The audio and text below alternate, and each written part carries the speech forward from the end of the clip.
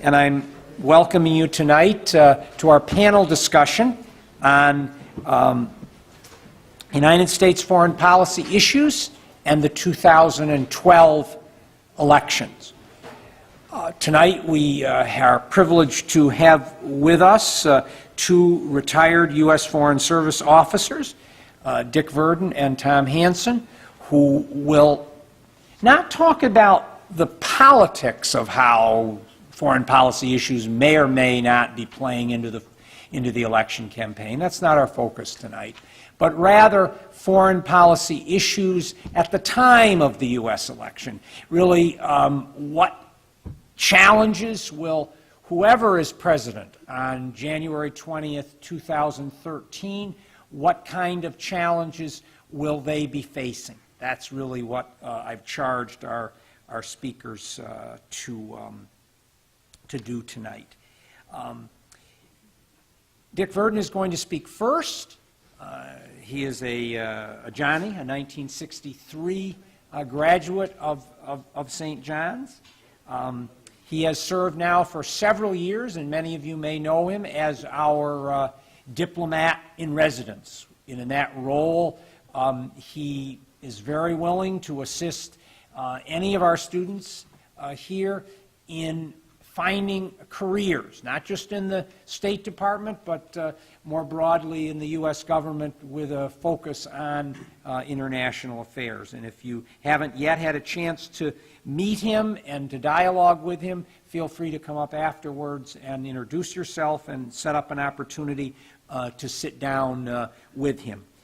He had a 38-year career in the Foreign Service. A couple of the highlights being in Poland at the time of the transition there, in the era when things were changing, and he finished his long and distinguished career as the deputy ambassador in Brazil, and so he, with many other stops in between, and that broad understanding of the world that he gained then and continues to be engaged now makes him a perfect candidate to get us started tonight to talk about some of the key issues in foreign policy facing the United States today. Dick Virden.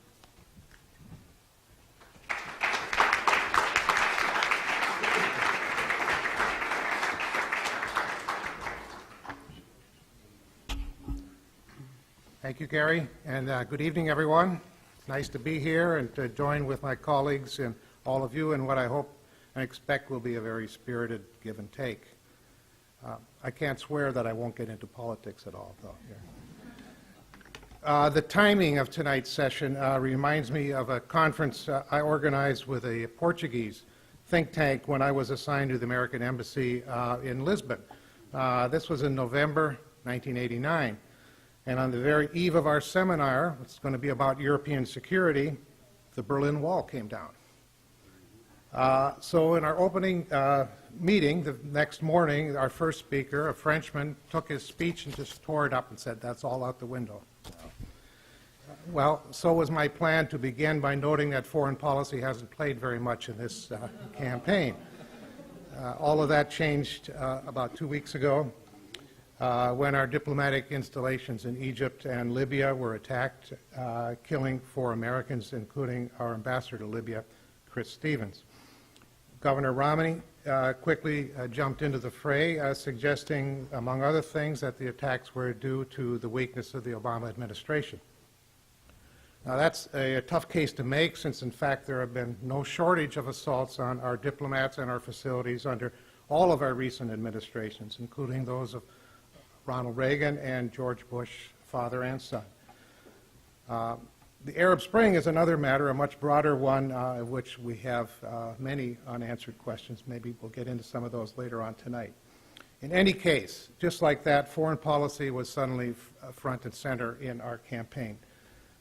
It was eclipsed slightly last week by a bit of other political news, but just today, both of the candidates gave major speeches on foreign policy, and I think we can expect that foreign policy will remain part of the conversation, as it should.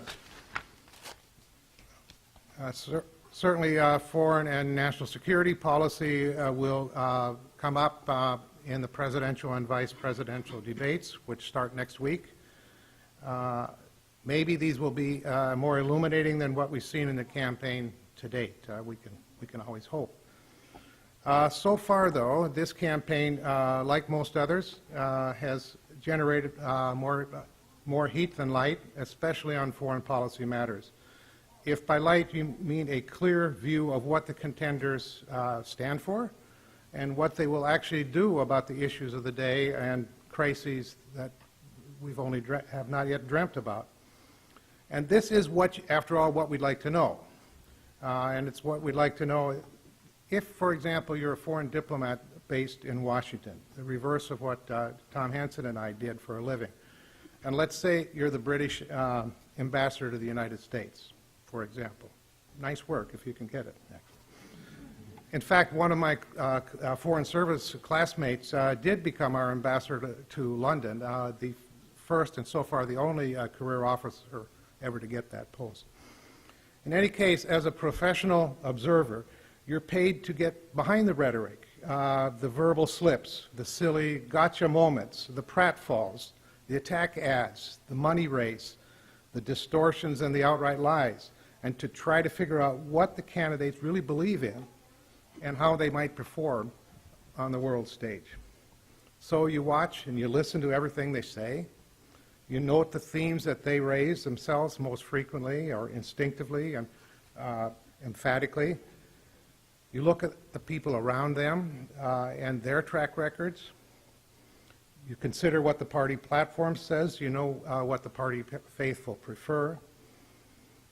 And then finally, you call Nate Silver or some other prognosticator or maybe an NFL odds maker.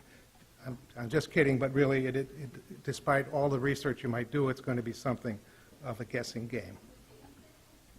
Of course, President Obama is the incumbent, and so he has an actual foreign policy record. Governor Romney has only his overseas experience was as a missionary for 2 years in France. So he does not have a foreign policy record or has not had national security responsibilities. Neither has his vice presidential running mate. Or as President Obama put it gently in his convention speech earlier this month, they are new to this field.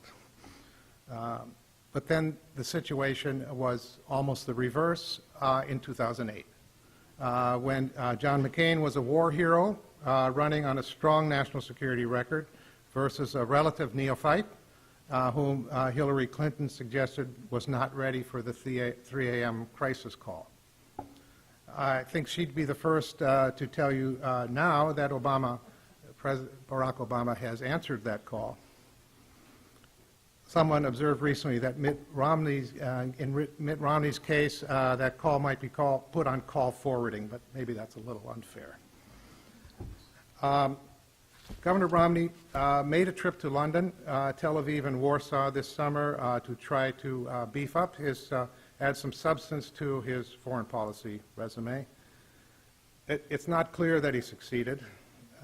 In London, he stepped on his own lines by questioning whether the British were ready for the Olympics. They were not amused. In Israel, he expressed unconditional support for Israel, which no doubt endeared him to his friend, the Israeli Prime Minister Benjamin Netanyahu, but not to the Palestinians or any of the other players in that embattled region. Governor Romney has been critical of President Obama on Syria, but he has not told us specifically what he would do about that hellish problem. Would he arm the rebels, for example? And if that didn't decide the conflict in their favor, then what? American boots on the ground, air support, intelligence support, alone or with allies? Those are all questions that we don't have answers to. In Poland, a country where I served for 6 years, Governor Romney got on a photo opportunity with former President-elect Wałęsa, and his rhetoric there in Poland was soaring. But the Polish stopover somehow seemed to be about another earlier black and white era when Moscow-based communism was the clear enemy. Back here at home, the country, as we all know, has been deadlocked on debt and spending. And we all know the fundamental positions of the two parties on this, so there's no need to go into them here. But make no mistake about it, how this debt and spending debate is resolved is highly relevant to any discussion of foreign affairs. It's about resources. Those decisions are going to determine, for example, not only how many children are squeezed into classrooms here in central Minnesota, or what sort of medical care your parents receive, but also what we do about climate change, poverty in Latin America, or AIDS in Africa, not to mention how we engage with China and the 1.5 billion Muslims around the world. To me, the level of spending on defense is one of the real fault lines in this campaign, and one of the big questions that you, the voters, will be determining when you go to the polls in November to choose a president and a new Congress. The military-industrial complex that President Eisenhower famously warned us about in his farewell speech is still out there, bigger and stronger than ever. Our national security establishment is huge, bloated, many would say, but untouchable. It's too sacred to get into a rational discussion about how it should be sized.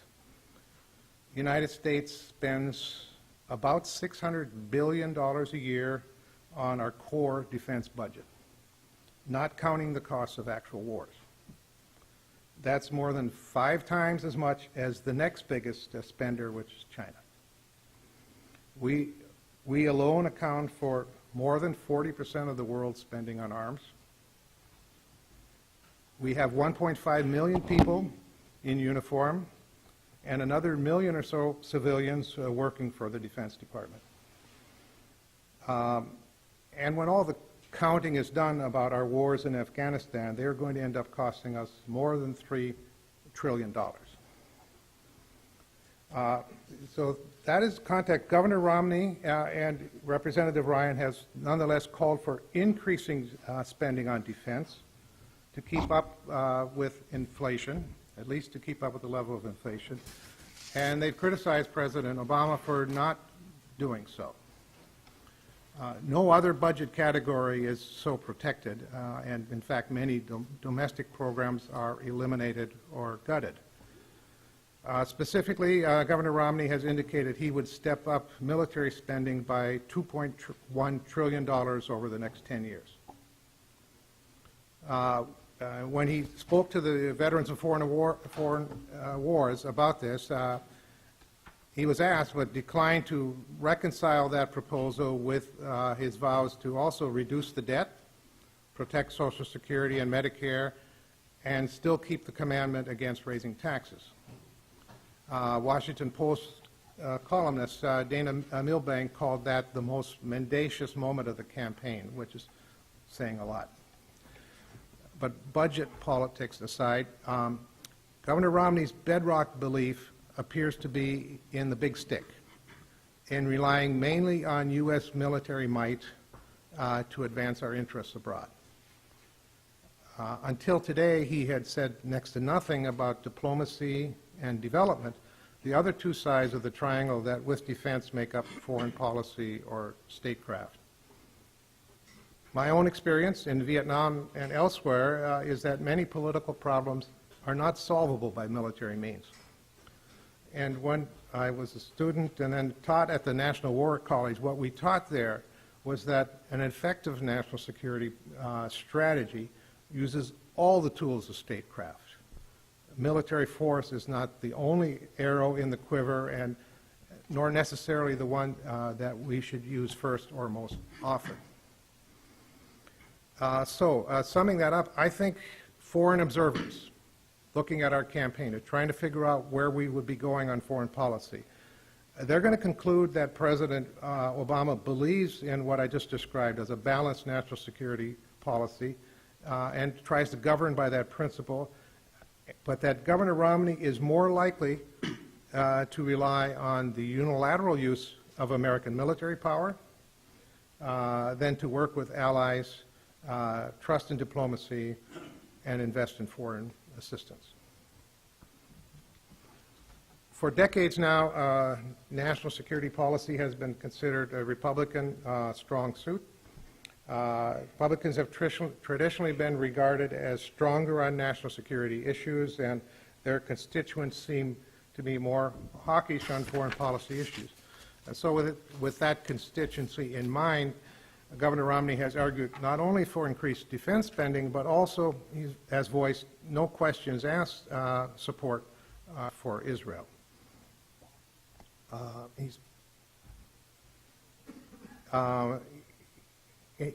Governor Romney has advocated a harder line against Iran, for example, suggesting that he would do whatever is required, military force specifically included, to prevent Tehran from acquiring a bomb, while implying that the president has been too soft and naive in relying on diplomacy to pursue that same goal. A few considerations that we ought to keep in mind, I believe, when discussing Iran. One is that there's a history to the U.S.-Iranian relationship. We helped put the Shah on the peacock throne in the early 50s, and he ruled often tyrannically for a quarter century. And in 1979, Iranian protesters seized our embassy and then held 52 of our diplomats hostage for 444 days. And we have not had formal diplomatic relations with Iran since that time. Second, we cannot isolate Tehran politically and economically without the cooperation of other major powers like Russia, China, Germany. And that's a complex process, trying to achieve cooperation. But in fact, that's been done, and the more and more sanctions have been imposed on Iran in recent years, to include an oil embargo and limits on shipping and banking. A third point about Iran is that a quick, clean, surgical strike, so-called, by Israel or by us, is illusory. It's a myth. Even if we and or Israel could conduct such a raid successfully, it would not end the game. Iran would not roll over and play dead. It would mean a wider war in the region. And maybe that's why a majority of Israelis, including many current and former senior military and political officials, are reported to be against the idea of a unilateral attack by their country. It was in this context that Prime Minister Netanyahu jumped into our presidential campaign a couple of weeks ago. In effect, he tried to leverage this presidential contest by leaning on President Obama for a U.S. commitment to use force to take out Iran's capabilities. Later, the two men were reported to have patched things up, a sign of how much they really need each other. But personal friction aside, the question remains, and may well come up in the debates, as to whether our guarantee to defend Israel leaves us any room to differ on specific actions. If not, if we don't have such negotiating room, we are not going to have any influence on the other players in that part of the world. Another question to which we don't have a clear answer is whether Governor Romney supports the two-state solution, Israel and Palestine, that has been American policy now for several administrations. Overall, Governor Romney has tried to cultivate the conservatives, Tea Party constituents, and the right wing of the party by talking tough and advocating a harder line approach on military spending, Iran, but also such other trouble spots as Afghanistan, Syria, Libya, and North Korea. He's trying to regain the high ground on national security that the Republican Party has long enjoyed. President Obama has not conceded that territory and argues that it was he, not his predecessor, George W. Bush, who got Osama bin Laden, as well as a number of other al-Qaeda leaders in Afghanistan, Pakistan, Yemen, and Somalia.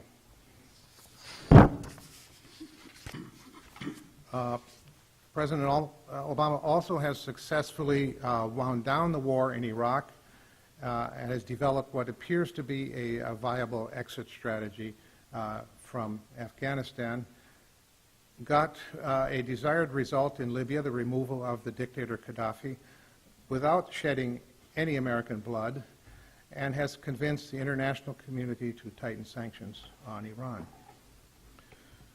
On Afghanistan, the difference between the two candidates seems to be mainly about the pace of withdrawal. The President agreed to keep substantial U.S. forces on through this combat forces in Afghanistan through this summer, the so-called fighting season there, but and then has now reduced the level to 68,000 troops there currently, which is about what the level was when he came into office. And he has set a timetable for having all of our combat forces, surged and otherwise, out of that country by the end of 2014. Governor Romney has said that setting a timetable only helps our enemies, and that while he too is in favor of the withdrawal, the pace would be, he says, the pace would be based on what his commanders on the ground recommended. Personal observation on this, by that principle, in my view, we'd still be in Vietnam. It was my experience there that American commanders prefer to have their own forces who are well-trained, well-led, well-equipped, and will follow orders. Our generals tend to suspect that local forces will be lacking in one or more of those categories. Governor Romney has also said he would insist that Afghanistan and Pakistan do certain things like crack down on corruption and the terrorists in their midst. Or else what? What if they refuse? By his own analysis, we really can't afford to walk away, so that's an unclear area of what he would do, it seems to me. Overall, the situation in Afghanistan and Pakistan is a puzzle that will not be solved during this campaign. It will still be there for the next president to deal with in 2014, when, as I mentioned, we are due to have our fighting forces gone, but to continue to prop up the Afghan government and security forces. We reneged on such an agreement during the endgame in Vietnam, and also, you could argue, during an earlier era in Afghanistan itself, when we declined to support the Mujahideen after they had driven the Soviets out of the country with our support. To try to convince everybody that this time is different, that we can be counted on to provide continuing support after even our forces are gone. Secretary Clinton announced in July that we were designating Afghanistan as a major non-NATO ally, and that should help us get and guarantee Afghanistan, reassure Afghanistan that if this will be forthcoming, that we will be providing economic help even after our forces are gone. It's not clear to me that Governor Romney has indicated what he would do about that after the situation in Afghanistan after our forces are gone. Economic and humanitarian aid, which Secretary Clinton is pledging, is not so popular with the Republican base, and both the Republican platform and the Ryan budget, in fact, call for cuts in these areas.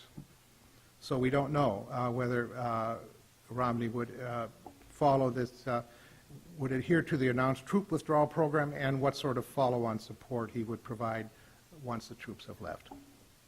Would he see any such support as throwing good money after bad or protecting our investment? Does he believe in nation building? Would he go back in if the Afghanistan government starts to fall apart? We'll only find out the answers to those things if he becomes the decider. So there are many more vital issues, but I probably have offended enough people already. I think I'm going to turn it over to Tom Hanson now and let him discuss some of those. Thank you.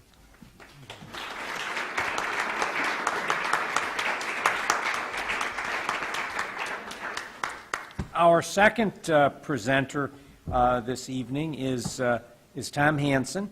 He carries the same title as Dick Virden. He is the diplomat-in-residence at the University of Minnesota's Duluth campus. Before retiring from the Foreign Service, he had many important positions and a variety of things that he did, including the establishment, helping to establish the U.S. Embassy in the newly independent Republic of Georgia at the time of the breakup of the Soviet Union. And he also served as the director for NATO and European affairs at the Atlantic Council. And in his retirement, Tom really has been tireless in giving his time to many speaking engagements with the Minnesota International Center, with which I'm also affiliated, to share his outlook and his broad vision about the foreign affairs issues that the United States faces. So we're going to have the opportunity to hear some of those ideas tonight. Tom Hanson.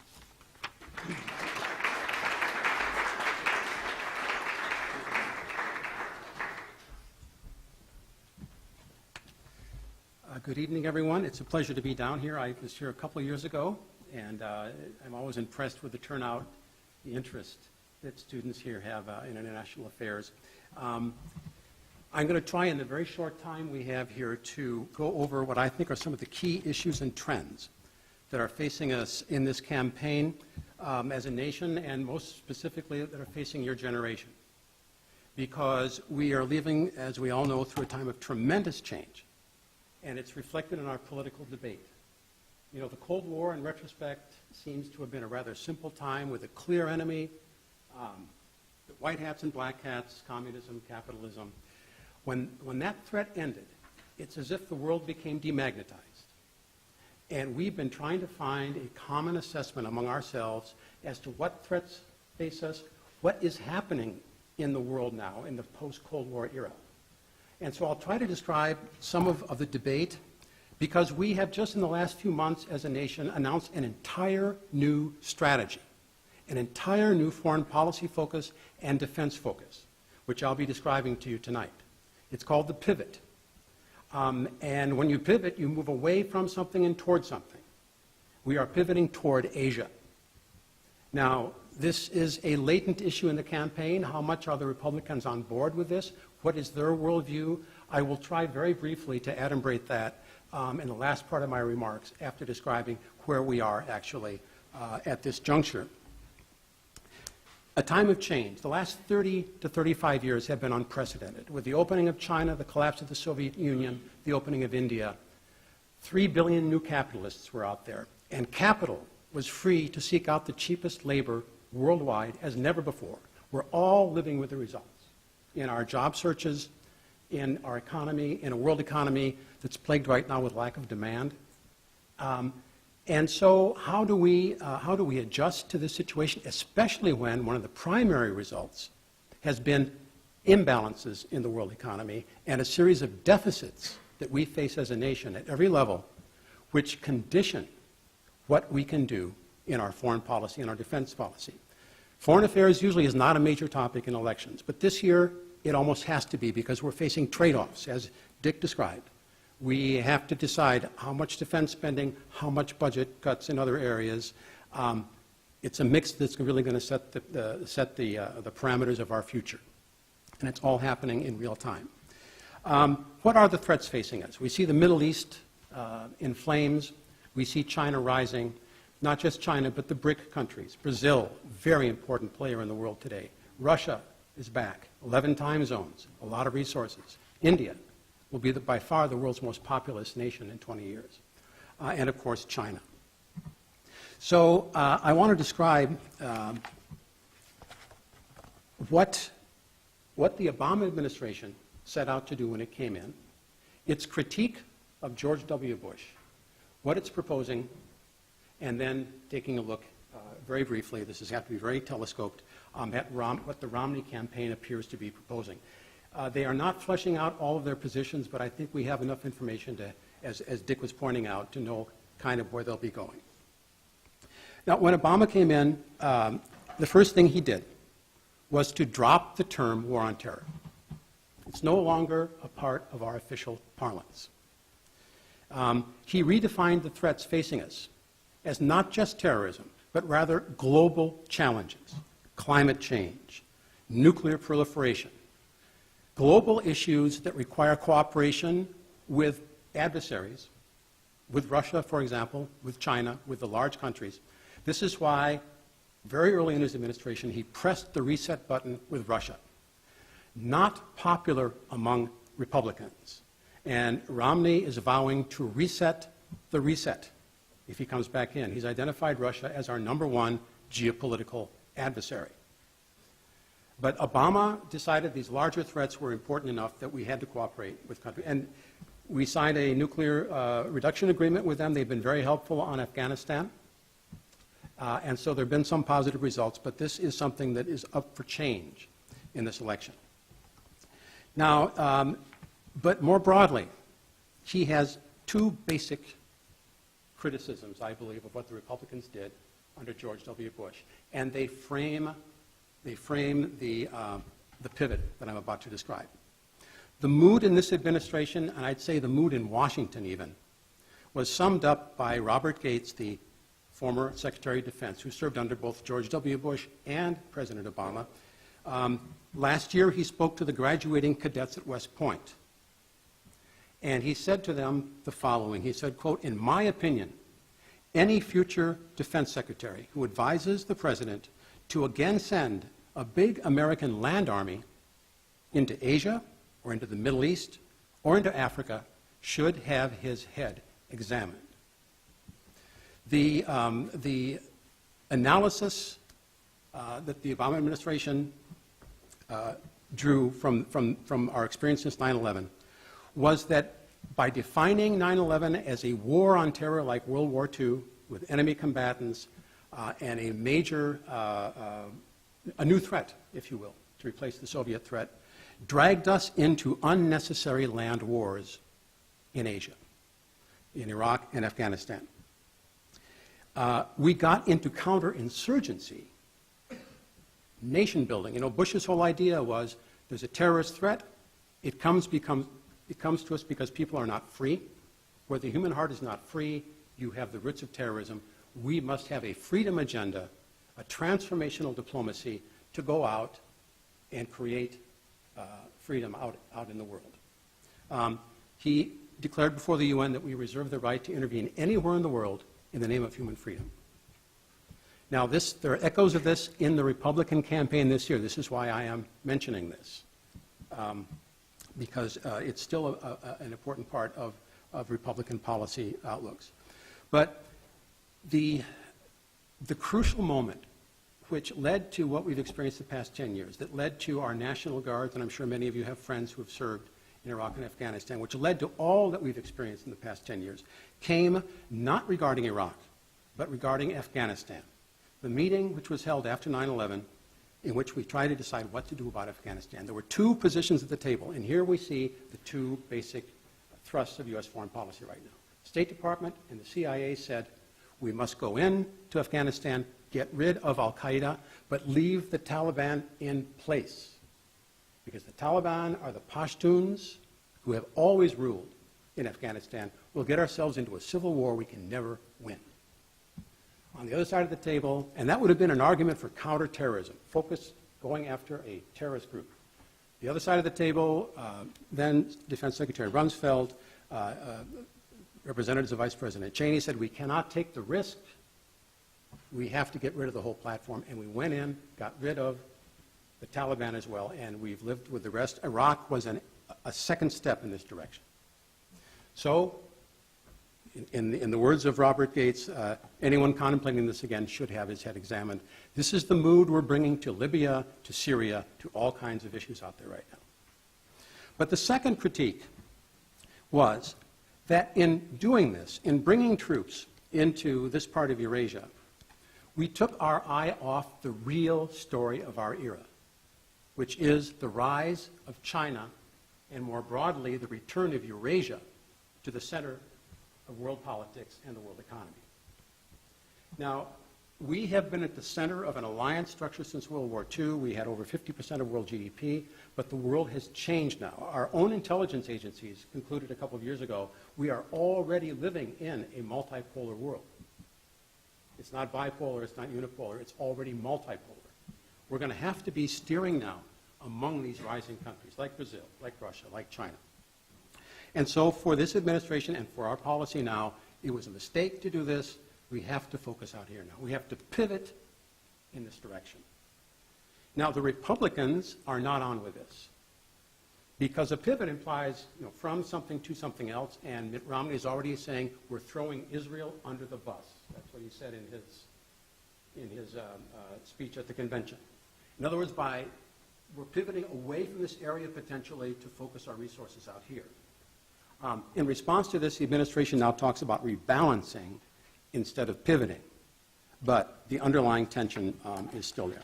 So what is this pivot going to look like? Well, let's look first at the Middle East, the greater Middle East. We are, and this is going to affect our deployments, what the National Guard does over the coming years. We're moving towards smaller and leaner forces. We're going to cut $500 billion over the next 10 years from defense. We're giving priority to the Navy and the Marines. We're going to cut our ground troops by 10% and eventually 15%. We are no longer going to pursue a two-war strategy, rather one war and deny, the major war being out in probably potentially in Asia, and we're going to be in a position to deny out here. How will we deny? Well, the centerpiece of our position in this part of the world now and our war on terror will be right down here in Djibouti. It's a little tiny piece of real estate that we have taken over from the French. We're going to have a lot of special forces there and drones. A lot of our military now is going to mechanized aircraft. I don't know how many of you have been to the Pepperfest in Hudson, Wisconsin. It's an interesting event. It includes a spaghetti eating contest for beauty queens, where anyone who's been a beauty queen in the five-state area can come and, as long as they have their tiara and their court with them, and eat spaghetti at the fastest pace. So I was there with some friends from New York. This was their abiding impression of the Midwest, by the way, was this Pepperfest. And there was a young woman who had just won, and we talked to her and asked her what she was doing now that she graduated, and she said, "I can't tell you." But it's a little bit like playing a video game, a little bit like being a bomber in World War II.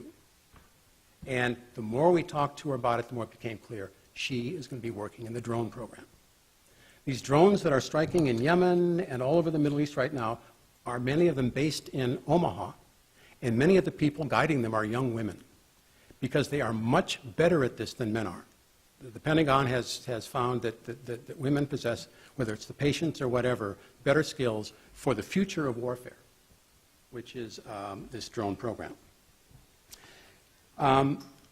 Now, the Republicans, as they look at this shift, they say, okay, yes, drones are important, but we're not going to leave this area, and we're not going to cut defense spending by $500 billion. We're going to increase it by $2 trillion. The Romney program calls over the next 10 years for a $2 trillion increase in our defense spending.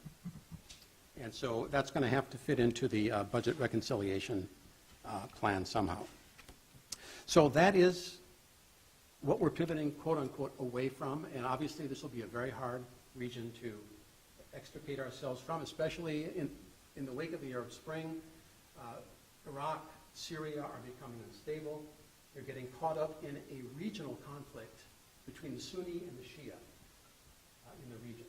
And that is basically what's happening. There's a danger that the two crises in Iraq and Syria may join up. Al-Qaeda in Iraq actually has announced it wants to create a state making up Syria and Iraq eventually. So this is getting, and one reason we're hesitating about going in is because of these wider regional dimensions. Now let's take a look at the situation in Asia, and I'll go very quickly here. You probably have been reading about all the tension right now in the South China Sea, the countries of ASEAN and China, and up here, Japan and China. Things have really ratcheted up. So why is this happening? Well, historically, and this is as old as history itself, if you have a status quo power and a new rising power, conflict almost inevitably ensues. There's a professor at Harvard named Graham Allison who has coined the term the Thucydides trap. In Thucydides' Peloponnesian Wars, he explains why the war took place in one sentence: the rise of Athens alarmed the other Greeks. And the first recorded war. And it's clear that China's rise is beginning to alarm us. So how will we react to this? And that's really the essence of the strategy I'm going to be describing now. Up until just a couple of years ago, the main sinologists in the U.S., people like Harry Harding, David Lampton, had concluded that China was rising very effectively. It had convinced its neighbors that it was engaged in a peaceful rise. It was rising through globalization. That its primary goal was to assure a peaceful environment to develop economically. It did not want conflict with its neighbors or with the U.S. And so it was kind of just gradually rising beneath the radar screen. Now, the person who has become the primary architect of Obama's Asia policy, a fellow named Kurt Campbell, who was the Assistant Secretary of State for Asian Affairs, came to the same conclusion in a book in 2008 called Hard Power, in which he said, America's increasing national, this is now the theory behind the pivot. America's increasing national fixation on challenges in the Middle East has created a dangerous combination. China is now beginning to get the better of us in open political and commercial contests. It has succeeded in assuaging anxieties among our allies in Asia by downplaying territorial disputes, offering trade concessions. Some of our allies have thrown too much caution to the wind. Now, this mentality was reinforced in early 2009 when Obama came in. He, to his horror, discovered that our ally Japan, under a prime minister named Hatoyama, had come to favor an Asian trade zone without the U.S. The argument was, you already have NAFTA, you have the European Union, this will be the next great trade zone, which has been China's proposal all along. To have our primary ally in Asia suddenly shift like that really sent alarm bells off in Washington. So ever since, we have been trying to reposition ourselves in Asia, and rather aggressively. Hillary Clinton has begun going to meetings of the ASEAN countries, Association of Southeast Asian Nations, 600 million people in that organization. Countries like Thailand, Philippines, Indonesia. We never used to go to those meetings before. Now we want to be the primary player in ASEAN. The Chinese were not used to that. They just signed an agreement with these countries. Suddenly, here we come. And in 2010, Hillary again went to a meeting of the ASEAN here and declared that we want to help to solve all of these island disputes here. They should be solved multilaterally. And by the way, she referred to the South China Sea as the West Philippines. Now, the Chinese alarm bells were going off like never before. China has been signing bilateral agreements with all these countries. Now, it's true. Time is on China's side. They are the primary, largest country in Asia, and as they trade more and more with these countries, there's a national gravitational force. We're trying to disrupt that gravitational force because we do not want to be excluded from the world's most dynamic and rising region. So things have gotten a little more tense since then. We are placing more, some troops down in northern Australia. We're doing more exercising in the Philippines. The primary issue out here, let me just describe this briefly, because the Republicans will face the same thing. Our Navy is what assures the trade. 90% of world trade still goes by sea through this whole area. China has almost no Navy. They've never been a naval power. China has become dependent on oil coming out of the Middle East. 70% dependent now. Even as we are moving to 10% dependence and even lower, we're moving toward energy independence. It's one of the big stories on the plus side of the ledger for our country. China's having the opposite aspect. Now the problem is that as this oil comes out, it comes through a choke point. The greatest choke point of the world today, the Malacca Straits. The Chinese are very afraid that it's going to get cut off. So their whole policy right now is to try to avoid this by building a canal. Here they're selling the ties to build a canal here. They've got a base in Myanmar. They're not very happy about our coming into Burma, by the way. And more importantly, a base in Pakistan called Gwadar. It's going to be a big ocean port. China and Pakistan are drawing closer together, just as we in India have been growing closer together. So the things are in motion very much in Asia right now as a result of our pivot and the Chinese response to it. Now, we have also, and you'll be hearing about this going forward, we oppose this idea of an Asian trade zone, so we come up with our own idea. It's called the Trans-Pacific Partnership, TPP. It's going to be a trade zone right across the Pacific. It'll include Chile, Mexico potentially, us, Canada, and the countries of the Rim. The only thing is you have to qualify for it. You have to have a free market economy, protect intellectual property to become a member. Guess who doesn't qualify? China does not qualify. So their proposal excludes us.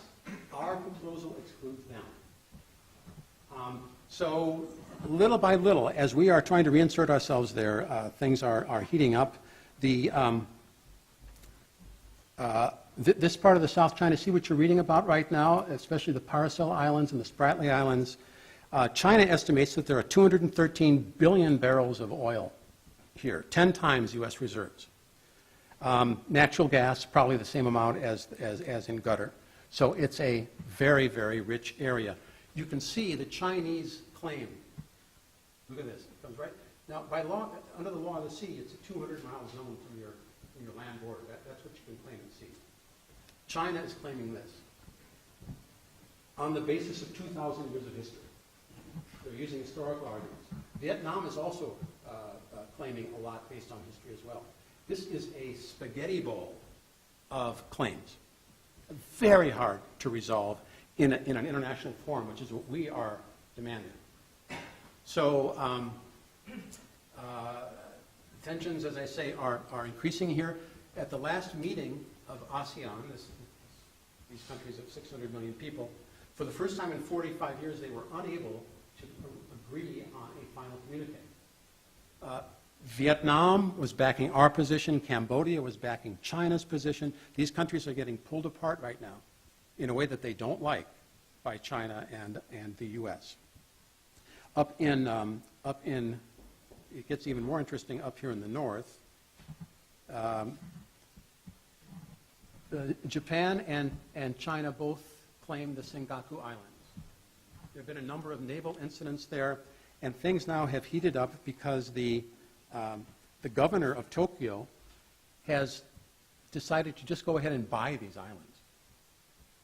They're in private hands. They reverted to Japan under our 1972 military agreement with them, but we don't recognize anyone's claim. They're still open. So this is the reason for the tension now. The Japanese have bought these islands. The government came in so that they won't be developed. The governor was not allowed to buy them. The government did. China's been sending ships in. Once again, so this is heating up just on the eve of our election. Whichever president comes in will have to deal with it. Just to give you an idea of what happens, what's happening here, the International Crisis Group last month concluded that all the trends in this area are in the wrong direction. Prospects of a resolution are diminishing. Open conflict is becoming more possible.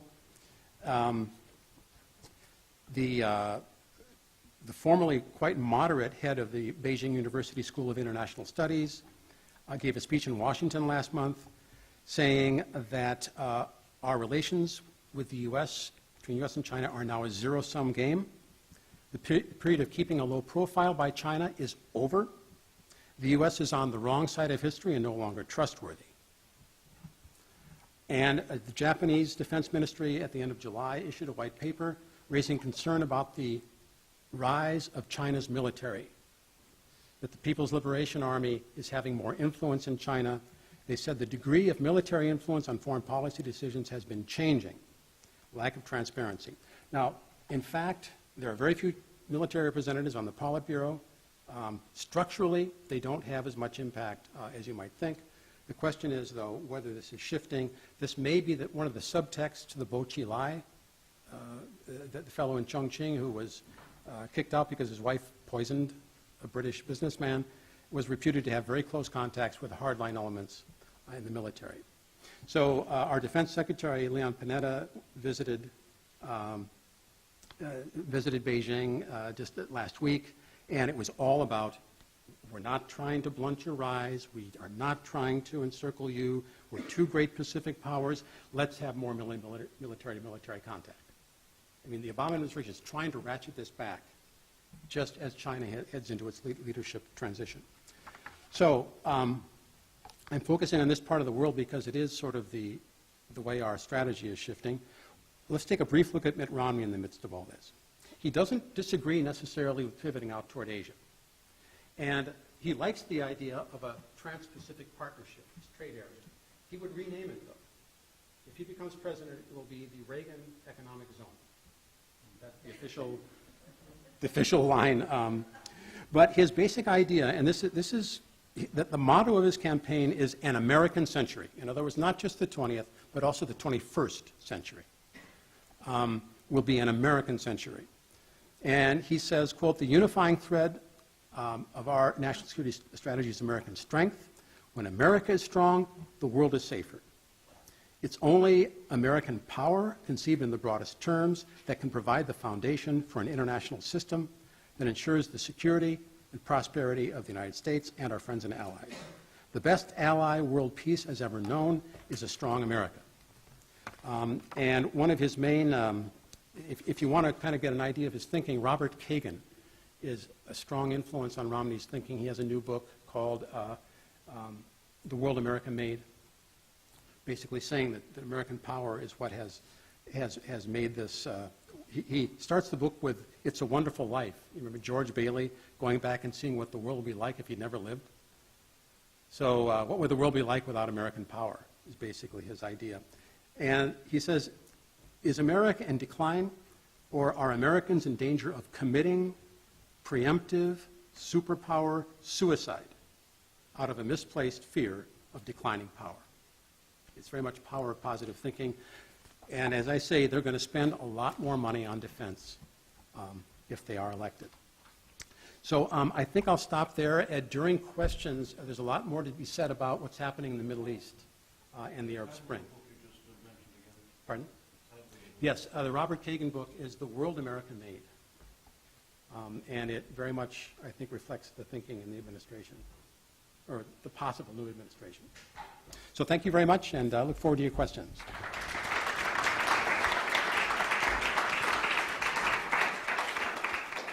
Okay, we are now ready for the question and answer period.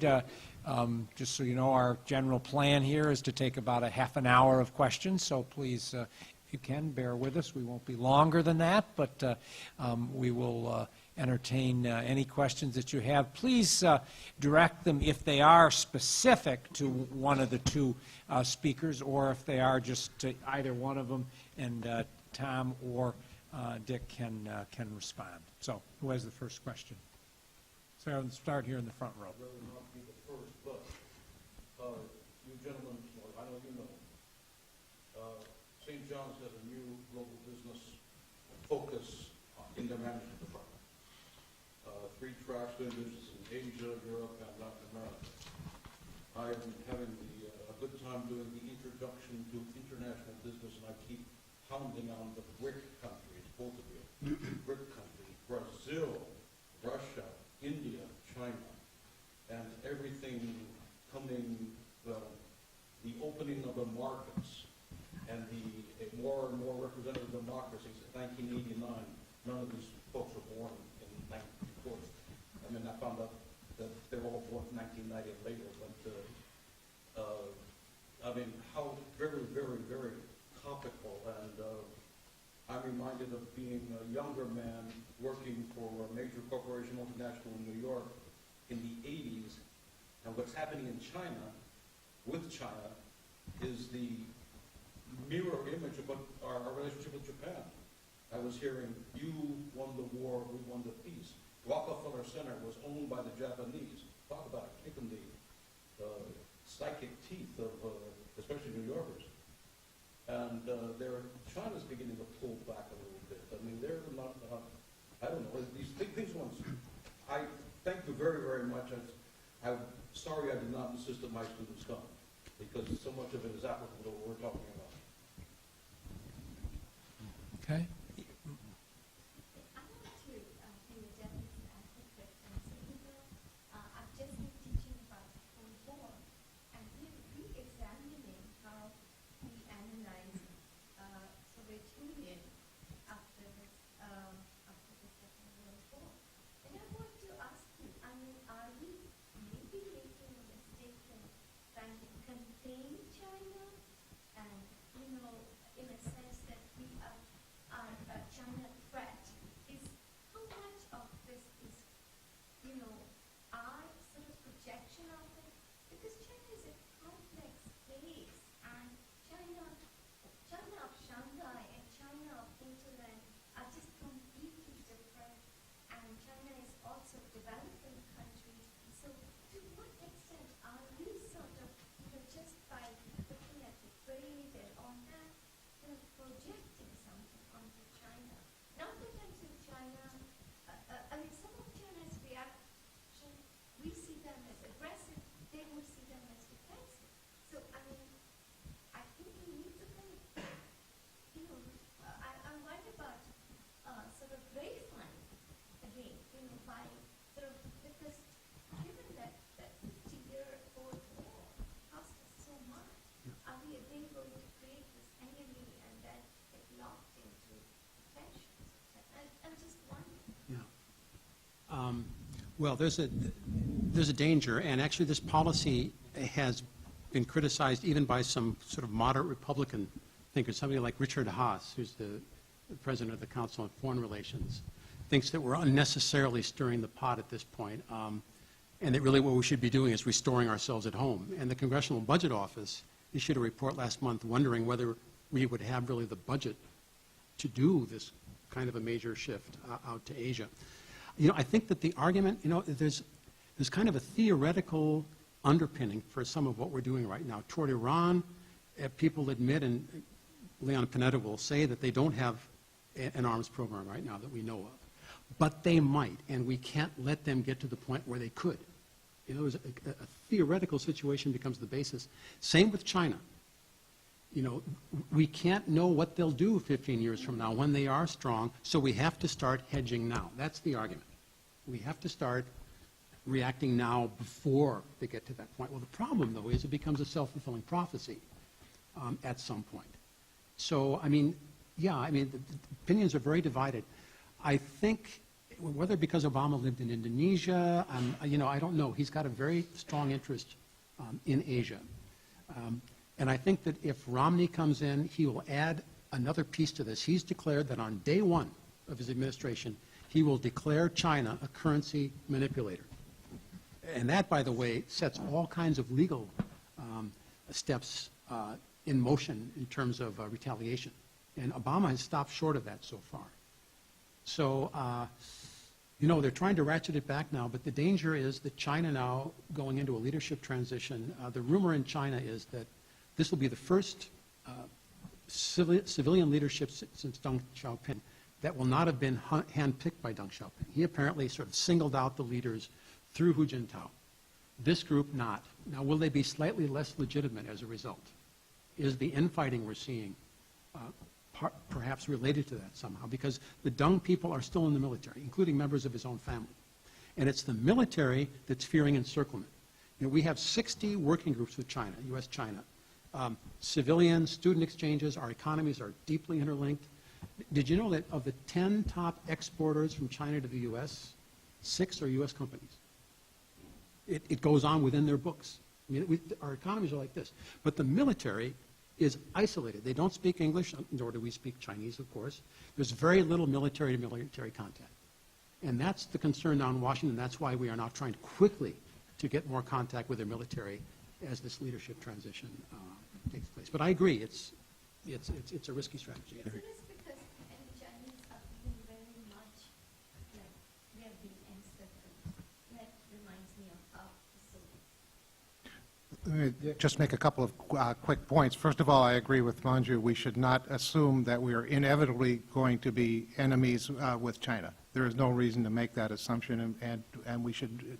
And we will be rivals, perhaps, but there's no reason we have to end up being enemies.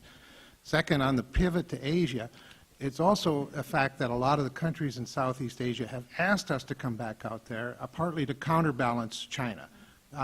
Burma, for example, part of the reason Burma is opening up right now, they're afraid of undue influence by China.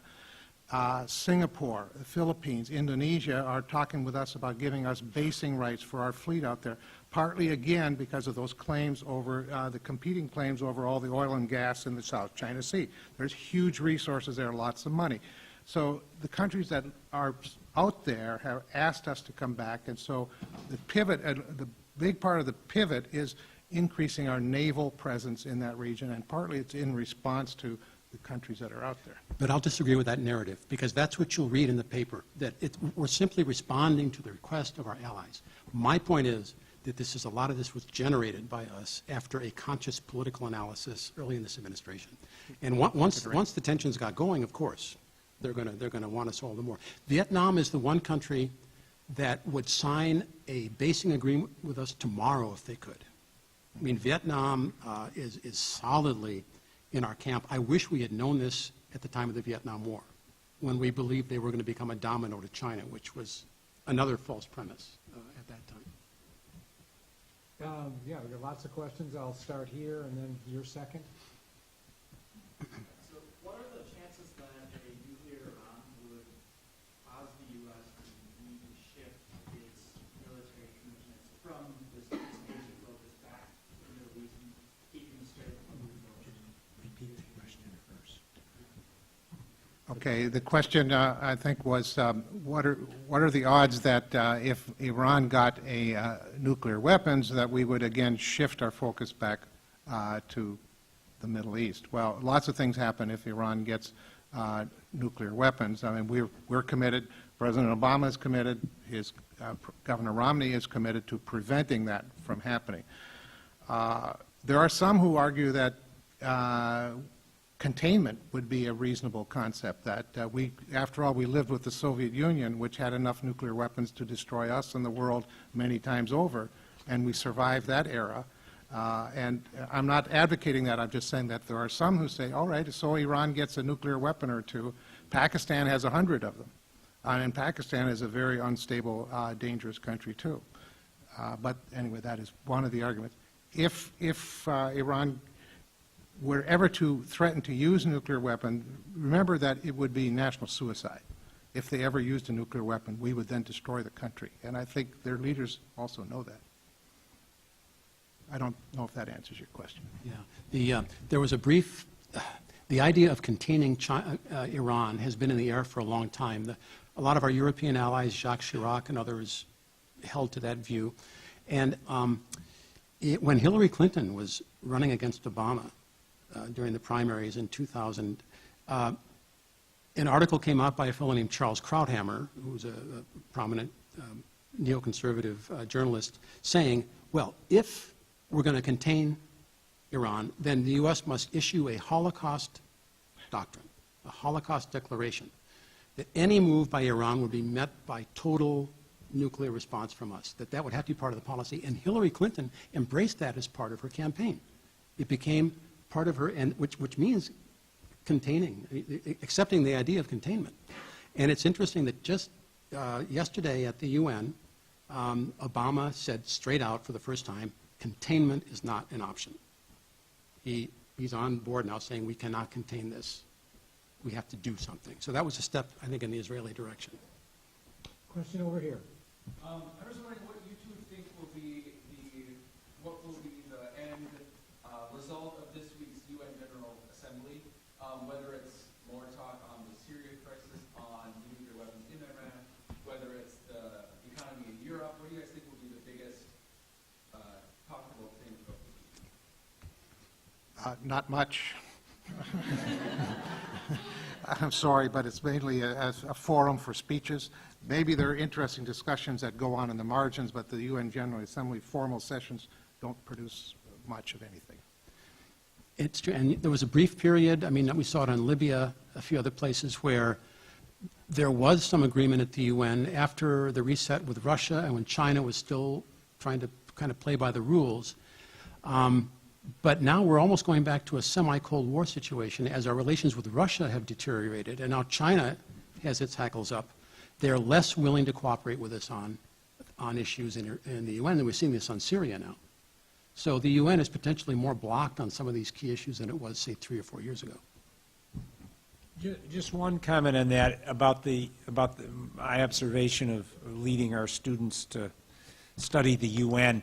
I think always look much more to the Security Council as the place where, if there are going to be real decisions and cooperation, it will happen. For example, on the Iranian question, the idea that the UN has done nothing would be inaccurate. The United Nations has increasingly also moved toward that same stance that Obama again declared in his speech, that Iran must not develop nuclear weapons, and has proceeded to a set of sanctions and statements to that effect. So I think always understand that the speeches at the General Assembly, the role they play is, if you want to hear what the major players are saying, what they are emphasizing, and get a feel for that, and it will give you some feel for then what may be possible in various negotiating frameworks, some of which are in the framework of the Security Council, and other frameworks which are outside the United Nations. Often some of the main stuff that happens on Iran doesn't occur in the exact framework of the United Nations, but rather, in a group of interested countries, of which the United States is a little bit more on the side of. So that's how I would answer that. Question here.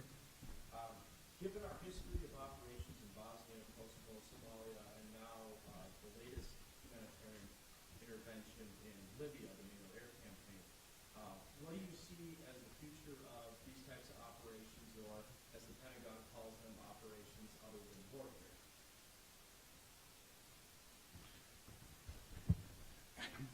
Well, I think if there's an Obama doctrine, it looks something like what we did in Libya. It is, and it's the opposite of what we did in Iraq. It is not sending a huge army, not being primarily U.S. military, not being American military boots on the ground, but trying to deal with security crises like we did in Libya. Let some of the other countries be involved, use our particular strengths, which included air power and intelligence, for example, but not expecting or wanting our country to necessarily be always out front or carrying the main load. We will certainly be a part of it, but not always the principal one. Bill Clinton sort of set this in motion in the Balkans, the idea of a humanitarian intervention, and without the UN in that particular case. Of course, with George W. Bush, transformational diplomacy was important. Now the most recent concept is R2P, responsibility to protect, which is a fairly new idea at the UN. There's been a convention on genocide, and the idea that in cases like Rwanda, there should have been an intervention to prevent genocide. Responsibility to protect, it's just violence against the population that can set it in motion. The fact that that Benghazi might have suffered casualties if the Gaddafi forces had come in was enough to trigger that intervention. R2P, I think, is a good concept, but it's the one now that's being challenged by Russia and China, because they say R2P was to relieve the town of Benghazi. It was not meant as a blueprint to topple the regime, because, as you know, the NATO bombing campaign continued for months after that. So those two countries are saying, we're not going to take us down this path a second time. So the future of that concept needs more work at the UN, because the international community has to play a role in cases of atrocities in some way. Yeah, and I think I would also separate. You mentioned some that are less controversial. The Bosnia and Kosovo examples, for example, where American troops are still involved very, very definitely. And that's in part because those were fairly broadly negotiated political agreements where it was necessary to have some long-term commitment of U.S. forces on the ground. For example, George W. Bush in the debates in 2000 said he was going to pull out, that these were bad ideas.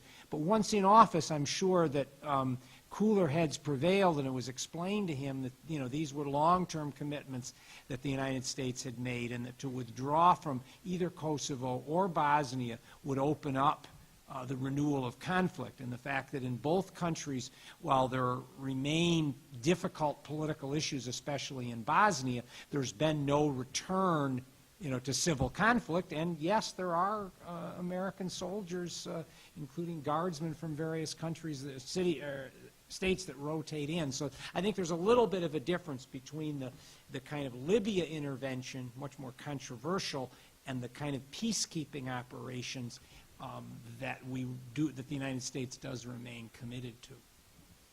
Yes, over here.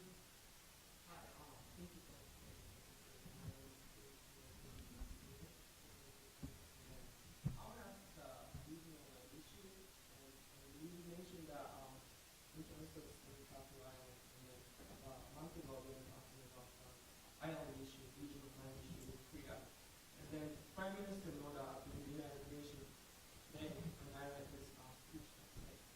He was mentioning that U.S. is kind of stuck with discussion right now, like you described, and then Japan is now trying to bring it into the International Court of Justice. How do you see, like from the United States perspective, what do you see this international organizations like stepping into this discussion? Because U.S. is kind of stuck with this situation, particularly with China. And in Korea, Japan and Korea have been trying to make FTA, but hasn't been done so because of the regional issue, the historical issue. Right. And then we have issues with Russia. So it's really interesting to see how you guys' perspective on international organization communication. It's a very complicated. Could you repeat the question? Yeah. So the question basically is, with these conflicting disputes in the South China Sea and the East China Sea, which also include Korea, has issues with I think Japan and I think Russia as well. How is the U.S. going to approach this? How can these be solved when there are so many actors and such a complicated issue? And can international bodies play a role? Like the ICJ. ICJ, for example. There are a couple of distinctions here. Hillary Clinton, when she made this very forceful speech in 2010, said two things. She said that there should be a legalistic resolution of these conflicting claims in an international forum. She did not say which one, but she did say America wants to be there. In other words, not just bilateral with China. We want to be at the table, in a sense, protecting our allies. But we do not take a position on any of these disputes. We are agnostic. Obviously, we support our allies, but officially we don't. The problem for us is that the framework for a lot of this will be the Law of the Sea Convention, which we have not signed. Our Congress every year refuses to ratify the Law of the Sea Convention because we don't want our Navy constrained or our freedom at sea. We're a naval power. But in fact, it's going to have to be that kind of a forum. It's a big problem. Japan is, Taiwan also has been acting, not just China. Here's one where Taiwan and China, see eye to eye. So the other distinction I'd make is this. There's also something called the Code of Conduct. It could be possible to have an international negotiation not on resolving these disputes at their core, but on a code of conduct, until such day as these things are resolved. And that probably is where our energy should be, and I think the Chinese would feel less threatened by that. Since I seemed to diss the United Nations earlier, let me just say that this is an area where the United Nations and the international system really can help. I mean, these are the kind of disputes we've had since the beginning of time, border disputes among countries. They can be settled by diplomacy and negotiation. They do not have to be settled by military means, and this is a classic example of it. All of these conflicting claims in Asia right now, they should be negotiated. And not necessarily by the United States. We don't run the world. We tend to think that every problem out there is ours to solve. This doesn't have to be ours. By the way, one of the big disputes is going to be between us and Canada. Seriously, because with global warming, the far north is melting. There's up to 40% of oil and gas reserves are under the North Pole, and new trade routes will open across Eurasia. It's going to change the whole pattern of world trade. We don't agree with Canada about the Northwest Passage. There's no agreement on who owns the land. So Canada, even now, is positioning warships up there as a demonstration against who? Against us. So there are a lot of issues like this that are out there. Just a factual question. Who is at this point responsible for adjudicating matters related to the law of the sea? Is that the ICJ? I'm really not sure about that. It may well be. Yeah, it may well be, because it's within the UN. Question here. Tom Hanson, you said earlier that we are living in an already multipolar world. Do you think with China's rise in power, we are transitioning to more of a bipolar world structure? And if so, how do you think this will affect global stability? Just a few years ago, there was a lot of speculation about a G2. We have the G8, the G20. Well, there was a sense that, with China rising so fast, that in fact our two countries had so many interests in common, and our economies were so interlinked, that maybe there'd be kind of a condominium, between our two countries. And of course, it's going the other way now. China has a lot of weak points. I go there fairly often, and the inequalities there, the environmental issues, there are a lot of shoes left to drop in China. So I would not personally project a straight line based on their growth percentages. And we're not in the best of shape either, frankly. So, I see it really, I don't see any two countries. I think it's going to be, I think countries like Brazil, India, are going to play a big role. What you may end up having is regional hegemons. There are a number of people who worry that the world and the world economy may start breaking down into regional groupings. That's one reason why we were so upset with the Japanese government in 2009. The idea that a regional grouping might take shape out there without us was not acceptable. Okay. Question over here. I'd like to talk about Syria and Iraq. I think it was yesterday or today, and it's not allowing any more men into their country from Syria, refugees, due to pressure and more problems in that area. And Syria is in fact Jordan on the border towns. What do you guys think about military intervention? Maybe NATO intervention or U.S. intervention? Is it possible, or is it?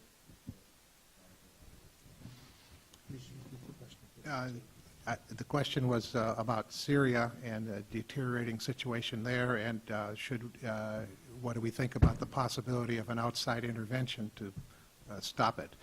I think an outside intervention, at least at this point, is a disastrous idea. As some advocate that we should start arming the opposition, the rebels, for example, well, it's a slippery slope. Okay, so if we arm them and they don't win, then what's the next step? Do we send American soldiers there too? Do we provide air support? What do we do if the side we're backing continues to lose? I think there's a civil war going on there. I think the Syrian government has decided to fight for its survival, and it's there. And also, we don't have the conditions to get international agreement to go in there. So if we're talking about an American unilateral intervention, it's doubly bad, I think. the United Nations Security Council can't act because Russia and China veto the possibility. So for the time being, what we can do is try to help on the humanitarian side, but I think deciding to go in by ourselves in some form, I think would be a terrible idea. The problem, yeah, the problem, and that's exactly where I was going to go with this.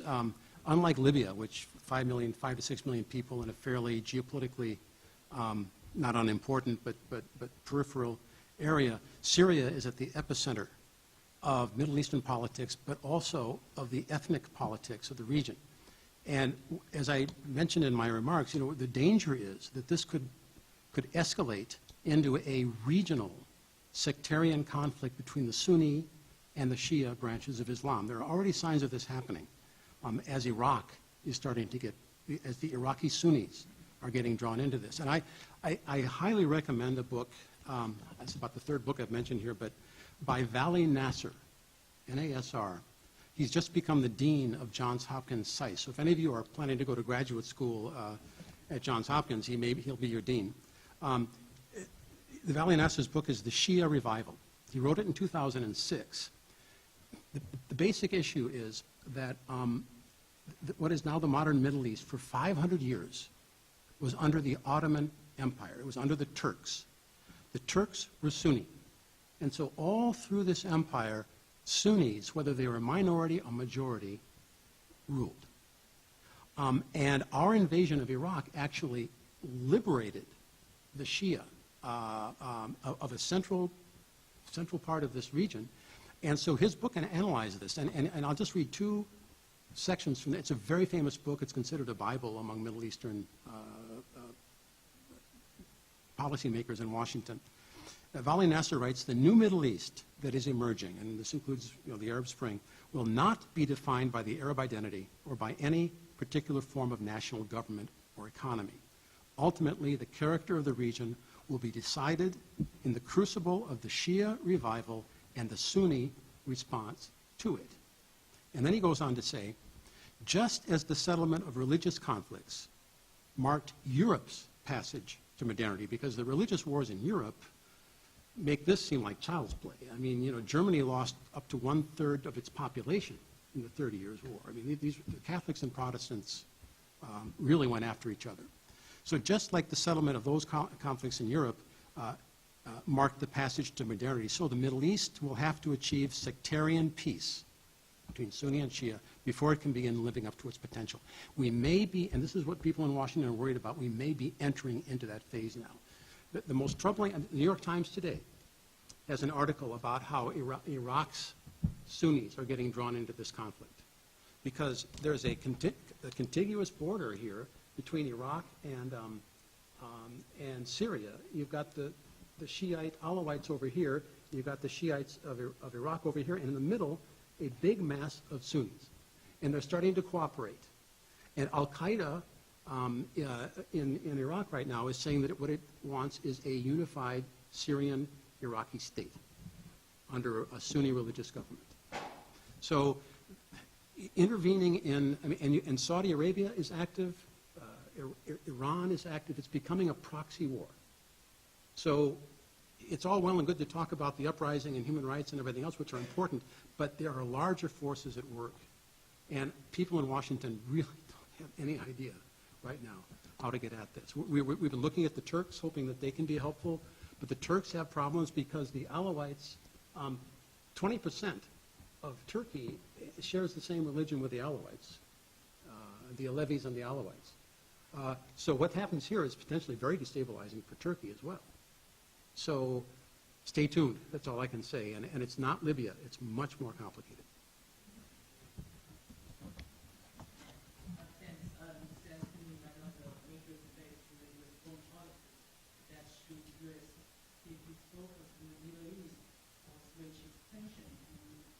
Yes. My question here is that which approach do you think is more likely to bring popularity in the U.S.? Good point. Which one the U.S. public will support instead of what's should be in the academic field?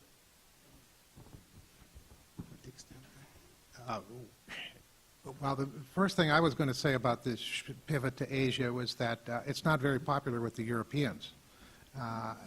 They are afraid that that's going to mean they're going to have to take more of the responsibility for their own defense. In terms of the American public, I'm not sure we're paying attention. I'm not sure this is an issue that has really seized the American populace yet at all. So, really, You know, our relations with China are much more grounded. As I say, our two economies are so interlinked. During the Cold War, we had almost no economic contact with Russia. In fact, something called the Jackson-Vanik Amendment from 1974, which restricts our trade, is still in force. They still haven't gotten rid of that bill. So that's a stabilizer. But it's true, you know, there's a very strong domestic constituency here to be involved in the Middle East, the American evangelical community being, I think, the most significant. And so, yeah, it's very difficult to pivot fully away from this area. You know, I think that the issue is, as Dick said, you know, that people are not paying attention. You know, one of the possible ways we could go as a nation is toward a form of isolationism, potentially. If some of these problems and our deficits become so intractable. That was our mode up until World War II. We have a long history of being the city on the hill. So, you know, probably the first form that would take would be protectionism of various kinds, and then kind of a scaling back. Tom Friedman's best friend, a guy named Michael Mandelbaum, also at Johns Hopkins, has a book called The Frugal Superpower, in which he argues that because of our deficits, we are inexorably going to start drawing back a little bit. You call it nation building at home. And the Republican platform flies right in the face of that and says, nope, now more than ever we have to double down on a strong defense and a strong role. Yeah, here. You mentioned a little bit about issues here about the drop in China. Is there a possibility that the shift to focus on China kind of own internal issues? We can kind of throw a wrench into it. It's kind of going to have to in the next 90 years kind of relook at what this is internally and just focus more on the home issues. Yeah, there's a chance of that, definitely. You know, well, two things. I was at a conference in Shanghai a couple of years ago. In fact, it was during the 2008 debates on foreign policy between Obama and McCain. And I came down the next morning for the second day of this conference, and some of my Chinese colleagues were at the table, all excited about the debate, which I had found crashingly boring. I didn't think that much was discussed. And I said, well, why do you find it so interesting? And they said, we weren't even mentioned. And I think that has been the idea that China wants a peaceful environment to develop, and now that it's turning the other way, potentially, it's going to have an effect on their domestic politics as well. It's the inequalities, the price of housing, the inability of young Chinese to start their lives, the pollution, all these things. You know, China has a history of revolt. I mean, the Taiping Rebellion in the 19th century was the bloodiest event of that entire century. And so it's not like the Russians with their endless patience, or India with its kind of, you know, kind of a more organized society and castes and such. China sparks every once in a while, and there's a lot of concern in China that could happen, so that they're all the more sensitive to our increased pressure on them right now. So yeah, we're heading, I think, into a turbulent period. Yes. I think it's pretty much crazy that we want to fight fire with fire about how the Chinese is trying to make their own trade system and we're going to exclude them Yeah. with it. What would be the other option to not do that and still have a win-win situation? It would be to somehow convince the Chinese that these structures include them and they are in their interest. Do you think it'll work? Well, there are signs that we're starting to shift that way. Like I say, you know, we've been excluding China from all of our military exercises. Just on this visit this week, Leon Panetta said we would like a Chinese ship to participate in an exercise off of Hawaii. That's a big change. So whether that kind of thing kind of goes over into the economic side too, where we open up the TPP more to China. I mean, a lot of our allies are worried that we're trying to kind of, you know, frame their economy, especially on intellectual property, in a way that they don't want either. So we may have to moderate the TPP even to get anybody to join it, which could make it more open to China. You know, we're not going to have a G2, that's clear now. But more inclusive, kind of trans-Pacific institutions, that's the way to go, I suppose. There also are, there's the World Trade Organization and worldwide rules to regulate that and kind of preventing sort of cabals to freeze out other countries.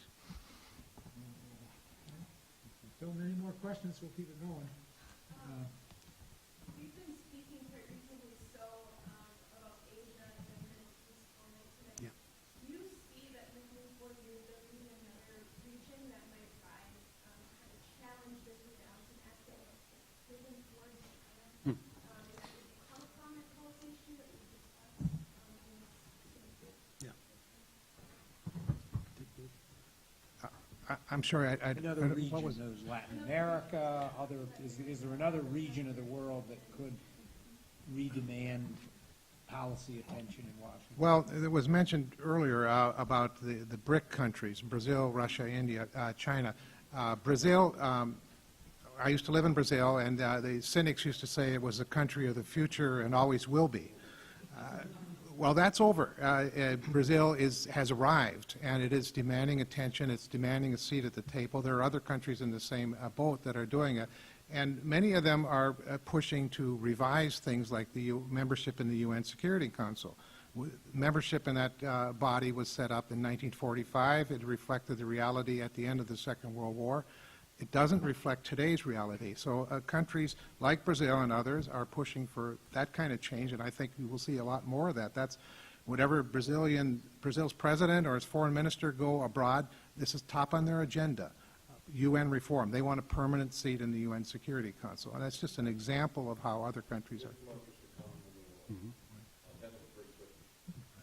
And Mexico is coming back a bit now, too. I mean, there was an article just the other day in the Financial Times about a manufacturing relocating to Mexico now. There's been a kind of a boom there. I mean, you know, our top trading partners are still Canada and Mexico, so we should maybe be looking closely at our immediate area.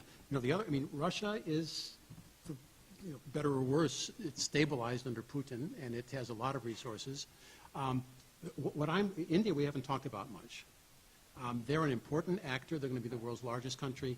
So far, you know, as part of, and this started under George W. Bush, as part of trying to sort of balance off China, we have gotten close to India. We signed a major nuclear agreement with them in 2008. Even though they've never signed the Non-Proliferation Treaty, we had to change our laws in Congress to make it even legal. This spooked Pakistan. Pakistan believes that we have tipped totally toward India. We brought the Northern Alliance, which is India's ally in Afghanistan. That's why they're trying to destabilize Afghanistan, because of India. And finally, because of the tensions that are rising now, China has signed a nuclear agreement with Pakistan. So you're starting to see, and they're building this port here, you're starting to see the beginnings of some kind of dynamics out there. Now you add Russia to this mix. There's something called the Shanghai Cooperation Organization. Has anyone ever heard of the Shanghai Cooperation Organization? It was founded in the early 2000s. It includes Russia and China primarily. It's in Central Asia, an embryo of a Eurasian security arrangement. So the question is, if we alienate both Russia and China at the same time, will they start to cooperate more? And there's an article in this month's National Interest by Richard Burt and Dimitri Symes speculating on a China-Russia-Pakistan, not alliance, but kind of entente in the face of what's happening right now. Others that I haven't recognized yet. I thought there was a question over there. Yes. Yeah. With our increased focus on China and Asia with that pivot, it seems as if it would be in the best interest of China to keep our focus perhaps in the Middle East, where we're already investing in much resources in China.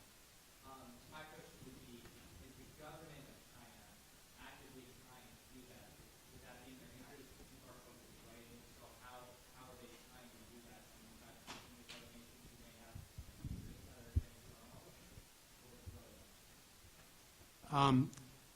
You know, if you study Chinese history, there's a pattern in Chinese foreign policy of trying to keep the barbarians at each other's throat. You know, they were always being threatened from inner Asia, and they would always try to keep the various tribes out there focused on each other.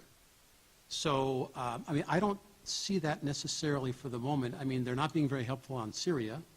I mean, maybe they're, they don't want to be too helpful in that region. I think that they would like us to keep not focusing on them the way we're focusing on them right now. That's for sure. But I don't see any kind of really coordinated effort yet.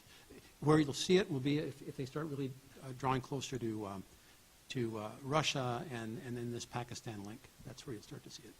I think China, though, is kind of riding a tiger because they have tried and successfully to open up economically. Their economy has grown at an amazing pace for 20-some years, but at the same time, they've tried to keep tight political control.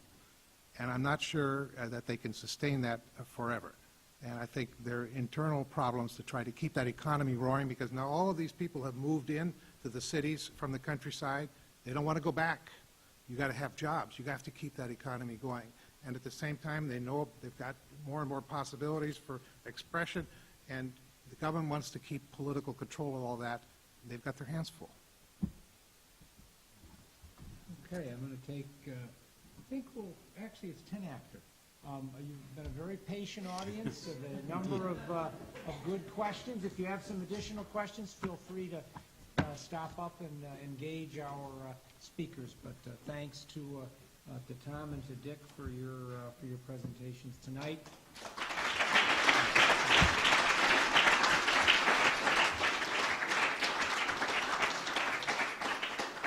2 weeks from tonight, over at St. Ben's in Goretzky 204, that's October the 9th, we will have a program in the Global Awareness Lecture Series on the Arab Spring.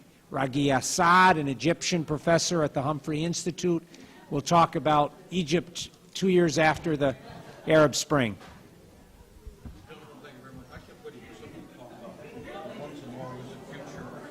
About Putin, oh yeah.